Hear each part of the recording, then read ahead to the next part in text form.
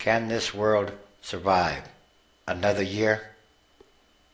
No other generation has heard so much talk about the end of the world. Many fear that the world will end in a nuclear holocaust. Others think that pollution may destroy the world. Still others worry that economic chaos will set masses of humanity against one another. So, could this world really end? If it did, what would it mean? Has a world ever ended before? Actually, it's about new beginnings. A world ends, another replaces it. Yes, a world did end. Consider the world that became very wicked in the days of Noah. The Bible explains, the world of that time suffered destruction when it was deluged with water.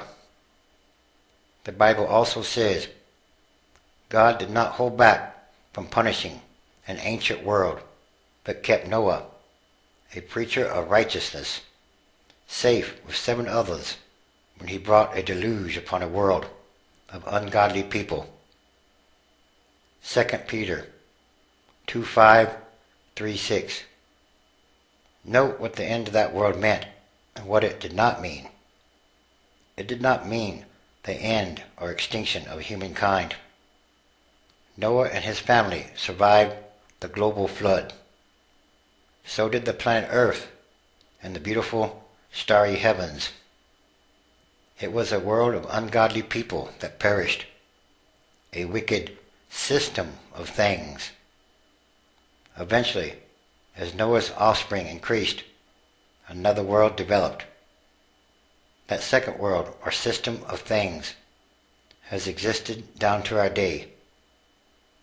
Its history has been filled with war, crime, terror, and violence. What will happen to this world? Will it survive? The future of this world. After saying the world in Noah's day suffered destruction, the Bible account continues, by the same word, the heavens and the earth that are now stored up for fire. 2 Peter 3:7. Indeed, as another Bible writer explains, the world, the one existing today, is passing away. 1 John 2:17. The Bible does not mean that the little earth or the starry heavens will pass away, even as these did not pass away in Noah's day.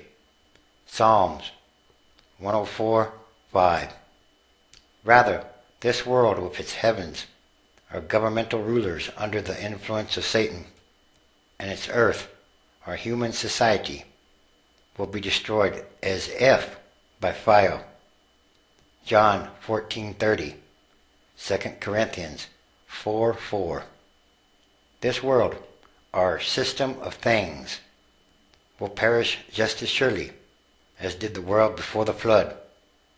Even Jesus Christ spoke about the situation in the days of Noah as an example of what would happen just prior to the end of this world. Matthew 24:37 to 39. Significantly, when Jesus spoke of the days of Noah, it was in answer to his apostles' question, what shall be the sign of thy coming and of the end of the world? Matthew 24:3. Jesus' followers knew that this world would end. Did this prospect frighten or scare them? On the contrary, when Jesus Christ described events that would occur prior to the world's end, he encouraged them to rejoice because their deliverance was getting near. Luke 21:28. Yes, deliverance from Satan and his wicked system of things into a peaceful new world.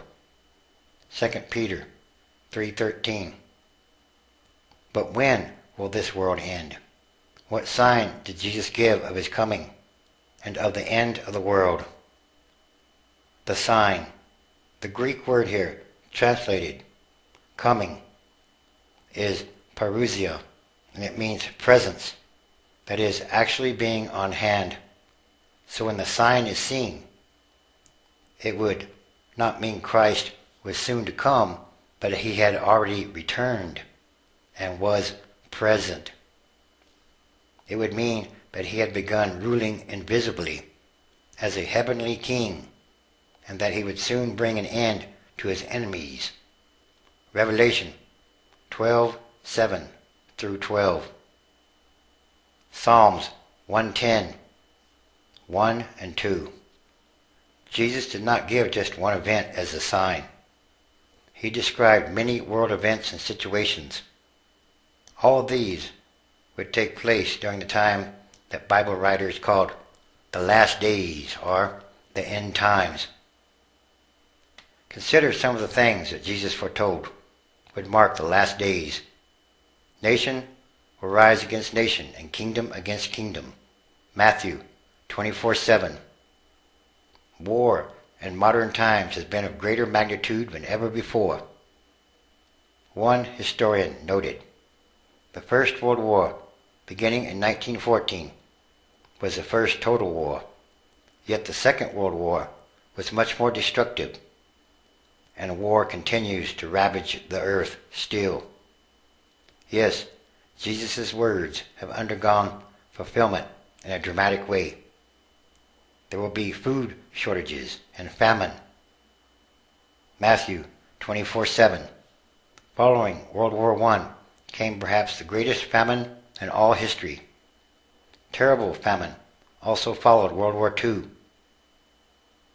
Malnutrition affects up to 1/5 of the Earth's population, killing some 14 million children every year. There will be great earthquakes. Luke 21:11.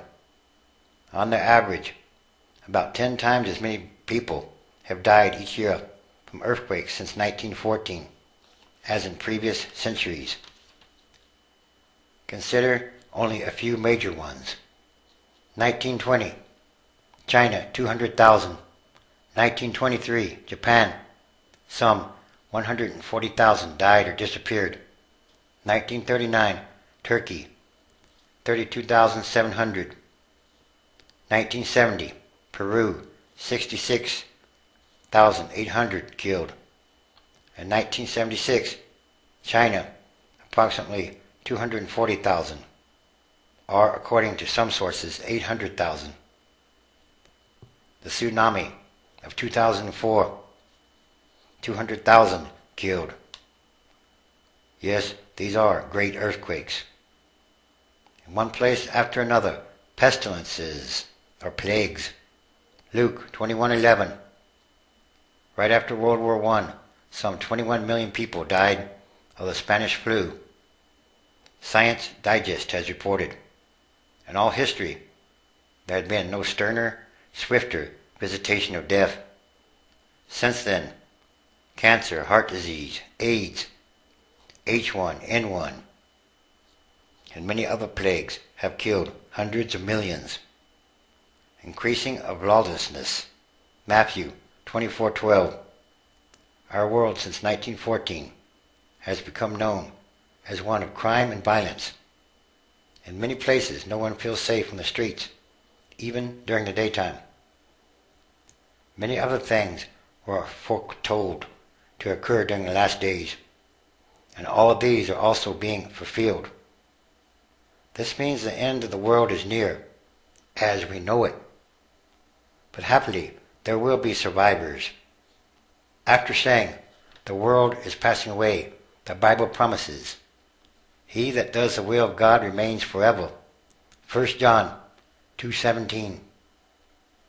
So, we all need to learn God's will and do it. It's time for humanity, or humankind, to get on the same page. It's time for a reset, a new beginning, a new era. Then we can survive this world's end to enjoy eternally the blessings of God's new world. The Bible promises that at that time, God will wipe out every tear from people's eyes, and death will be no more. Neither will mourning, nor outcry, nor pain be any more. Revelation 21, verse 3 and 4. And again, these are more signs of the end times, transition days. The transition is happening. It's a process, and it's happening day by day.